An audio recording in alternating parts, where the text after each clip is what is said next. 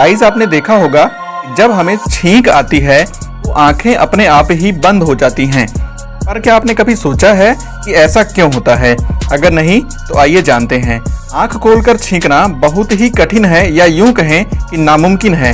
दरअसल जब हमारी नाक में धूल का कोई कण फंस जाता है तो हमारा दिमाग हमारे फेफड़े को उसे बाहर निकालने का संदेश देता है और उसी को बाहर निकालने के लिए हमारे फेफड़े को अधिक हवा बाहर फेंकनी पड़ती है और जो नर्व हमारे आंख, चेहरे, मुख और नाक को कंट्रोल करती है, यह संदेश उस नर्व को मिल जाता है।